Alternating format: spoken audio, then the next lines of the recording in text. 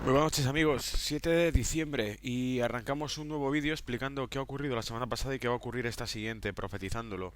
Y lo hacemos desde el blog de los Caballeros de Dinero. Saludamos a su editor, que es Adrián Guzmán, que es la persona que nos mantiene al lead y la que nos va dando las publicaciones y la que va pues posteando y poniendo al corriente a todo el mundo información financiera y de mercado. Aprovecho para deciros que el análisis que publicó los Caballeros de Dinero que hicimos sobre el eurodólar y sobre el contexto de la semana pasada acertó en una cosa bastante intuitiva que dijimos, es raro que nuestro objetivo de llegar en el euro dólar al 1,05 euro dólar se cumpla tan limpiamente, porque avisamos hace más de un mes y medio prácticamente ya, de que vendría una bajada en el euro dólar que nos llevaría al 1,05 y se ha ido cumpliendo. Pero el lunes pasado ya dijimos, y quedó aquí publicado, que llegaríamos al 1,05, muy de extrañar que lo hiciésemos limpiamente y que podría aparecer algún pullback. De hecho, vamos a pasar ya a gráfico y vamos a hablar un poquito de mercado. Lo que dijimos fue que había una pauta de agotamiento y que esa pauta de agotamiento nos estaba mostrando, ¿lo veis? Que las bajadas en el euro dólar eran cada vez más débiles, ¿lo veis?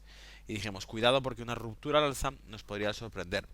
Antes de llegar a ese 1,05 que era nuestro objetivo, que es esta zona de aquí, lo veis aquí, este 1,05, dijimos, antes de llegar al objetivo, me extraña que lo hagamos del tirón, sin ningún pullback. Bueno, creo que se pasó tres pueblos porque el pullback que yo llegué a decir creo que fue en torno al 1,08 y lo llegó a superar, ¿vale? Ahora, entremos ya en materia y digamos qué ha pasado aquí en el eurodólar y qué ha supuesto eso para el resto de las rentas variables y para el resto de productos. Lo que ocurrió en el eurodólar fue que había un discurso de Draghi que anunciamos en el análisis del lunes pasado. Dijimos, cuidado con el discurso de Draghi el jueves que viene. Dijimos también vigilarse las cifras de empleo de Alemania y el PIB o sea, y el PIB, me parece que era IPC zona euro, durante la semana, porque eso influirá en el criterio de Draghi. Pero ocurrió algo, por supuesto, inesperado, pero que los gráficos ya nos dejaban intuir. Hemos dicho en alguna ocasión esta frase. Muéstrame un gráfico y te diré las noticias. Bien, pues nosotros con el gráfico de la semana pasada, con esta pauta de agotamiento que hemos comentado, ya dijimos, se acerca un pullback. Hay una pauta de debilitamiento y de agotamiento en el eurodólar que nos traerá, boom, un pullback alcista. ¿Vale? Esa cuña, esa pauta de agotamiento, nos está preveyendo de un pullback alcista. ¿Qué ocurrió? Ahora bien, ¿por qué ha ocurrido? 100% inesperado. Os anuncio, hubo un portal financiero, el Financial Times británico, publicó en Twitter, por error, que Mario Draghi dejaba sin cambios, sin modificaciones, las expectativas de la política monetaria en el eurodólar, los tipos de cambio. Y solamente eso despertó un empujón alcista en el eurodólar. Para una hora más o menos antes de que Mario Draghi hablase, para cuando Mario Draghi habló, era demasiado tarde porque realmente no cambió mucho. Sin embargo, sí que fue laxo lo que dijo, que se iba a prolongar la QE, que se iba a seguir dando estímulo, es decir, no escatimó en ese tipo de cosas, pero el efecto que tuvo sobre el mercado fue que, vamos a ver, hagámonos claro una idea y ya yendo al grano de lo que quiero deciros. Tenemos aquí, nada ha cambiado desde este eurodólar en 1,06 al eurodólar en 1,09 como lo llegamos a tener, 0,986 casi 1,10, ¿vale? Nada cambió en el contexto. O sea, Draghi no cambió prácticamente nada. Pero aún así dicen que es que decepcionó, que no cumplió con las expectativas. En mi opinión fue ese rumor lo que realmente ya detonó una subida en el eurodólar y lo achacó todo. Cuidado con esto. Aquí digo algo. Esto ha aventajado mucho, le ha venido muy bien a la Reserva Federal. Y ya hoy se han publicado algunos artículos que hablaban de que si Mario Draghi podía tener cierta complicidad con la Reserva Federal en este tipo de juego, en el que la Unión Europea cede a la Reserva Federal el hecho de dejar como prioridad la subida de tipos de interés de la Reserva Federal. ¿Por qué?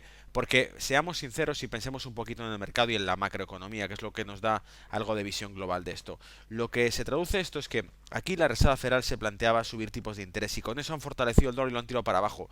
Un dólar fortalecido no interesa a la economía norteamericana. Con lo que acaba de ocurrir, acabamos de devolverle a la economía norteamericana el dólar a una zona mucho más flexible, mucho más atractiva, sin que hayan tenido que hacer ninguna subida de tipos, les acabamos de regalar un nivel mucho más atractivo de su dólar, ¿vale? Lo acabamos de hacer, toma, regalado, ¿vale? Un error y pum, regalado, ahora tienes el dólar mucho más atractivo, el dólar se ha vuelto más barato sin que ellos tengan que hacer nada. Se les estaba encareciendo demasiado, ahora rebajas para el dólar, ¿vale? Bien, dicho eso, ¿qué ocurre con el oro? Vamos a plantear dos panoramas diferentes y ahora explicamos renta variable. Panorama uno, subida de tipos, porque va a ser ya, porque va a ser este mes. Así que si va a ocurrir una subida de tipos, vamos a plantear dos cosas. Uno, lo primero, me voy al oro. ¿Oro por qué? Fijaros.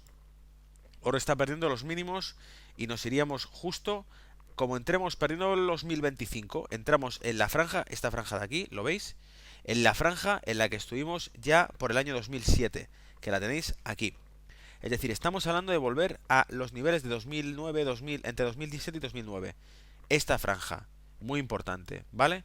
Si suben los tipos de interés es muy probablemente que el oro nos lo metan por debajo de los 1025 dólares la onza y aquí habrá muy buenas zonas para bajadas en el oro, ¿vale? Pero, ¿qué pasa? Que también existe una pauta de agotamiento, lo veis aquí, cómo se va produciendo una cuña que se va debilitando en ese oro. Si por alguna razón no se suben los tipos de interés, veremos un repunte alcista en el oro, sin lugar a dudas. Y por lo pronto, ese repunte nos conducirá al 1 con 170 dólares la onza, 165 dólares la onza, ¿lo veis? Clarísimo, ¿vale? Así que ahí está bastante... Nos mojamos mucho en lo que estamos diciendo. Subida de tipos, perdemos los 1025 dólares la onza, ventas. No hay subida de tipos y el oro repuntará muy probablemente porque habrá una debilidad del dólar y nos llevará a los 1075 dólares la onza. Bien, dicho esto, seguimos con el panorama. No hay subida, hay subida de tipos, me viene la libra contra el dólar. Libra contra el dólar y preveo una pérdida de los niveles base y volver a esta franja de aquí que está intacta, que sería irnos hacia el 1.43, 1.40, sí, aproximadamente 1.43, ¿vale? ¿Desde cuándo no tocamos esos niveles? Desde, lo vamos a ver aquí, desde el año 2010, ¿lo veis? Desde el año 2010 no entramos en estas zonas. Aquí entramos ligeramente y volvimos a subir, mucha mecha, mucho cuerpo, pero perdiendo el 1.47 aproximadamente, nos metemos por aquí para abajo. Con las mismas, vuelta a empezar. Si no hay subida de tipos, probablemente un repunte, porque esto indica libra contra dólar. ¿Cuántos dólares nos dan por cada libra? Menos, ¿vale? Va disminuyendo. Ahora, no hay subida de tipos, dólar contra yen. Voy a buscar otra nueva operativa y otra estrategia en dólar contra yen, ¿vale? No se produce subida de tipos. Lo que preveo es una corrección bastante fuerte en el dólar contra el yen que me lo lleve otra vez para aquí abajo. Primer nivel, tengo ahí el 108, segundo nivel 102, 100, 103 con algo. Aproximadamente una zona prudente yo creo que serían los 105. Un retroceso hacia los 105. ¿Vale? Pero tendríamos todo el fallo de este impulso.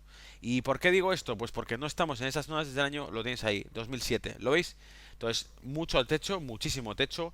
Si no se produce subida de tipos, estamos tan cerca de ese techo que tenemos muy buena corrección, ¿vale? Se rompe toda la tendencia, nos vamos al retroceso de 38 y nos vamos en eso, en torno a 102,50, incluso los 97 si nos vamos a un retroceso del 38,20, ¿vale? Será muy atractivo el dólar yen bajista si no hay subida de tipos.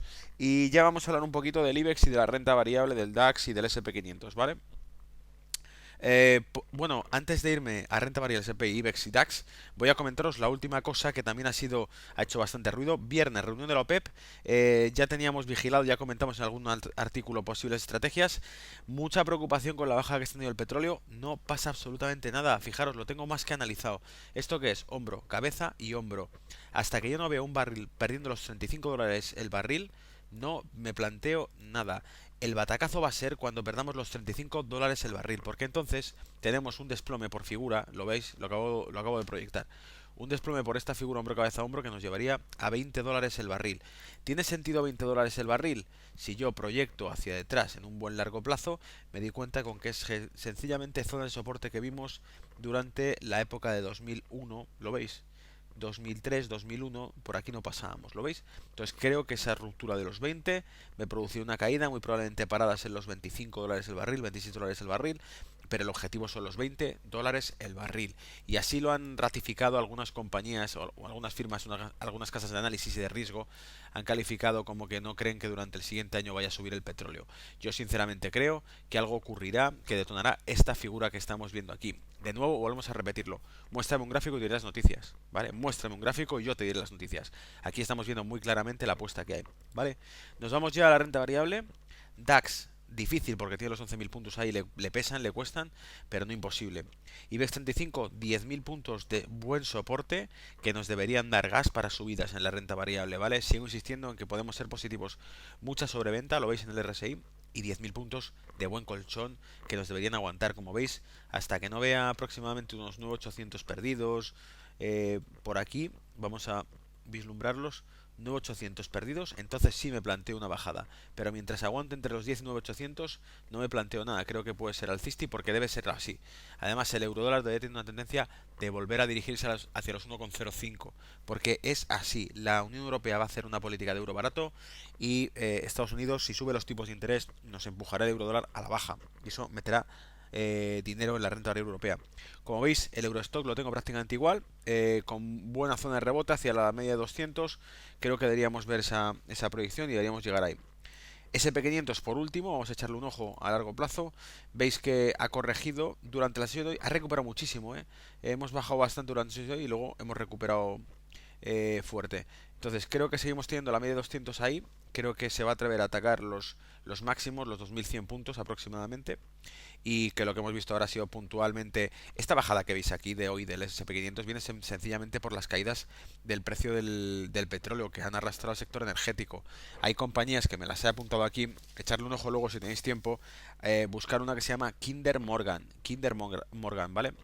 Kinder Morgan, que es una compañía del sector energético del SP500, ha perdido más de un 57% de lo que lleva de año.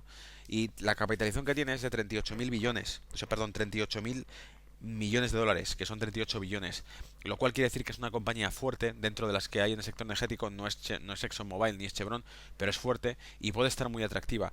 ¿Qué quiero decir con esto? Que cuando veamos si es que se produce esa baja en el petróleo, los 20 dólares el barril, el sector energético va a tener tal talegazo, va a caer tantísimo, que el que haga una cartera con valores del sector energético con un barril cotizando a 20 dólares, la mantiene durante 1 o 2 años y probablemente multiplica por 4 o por 5.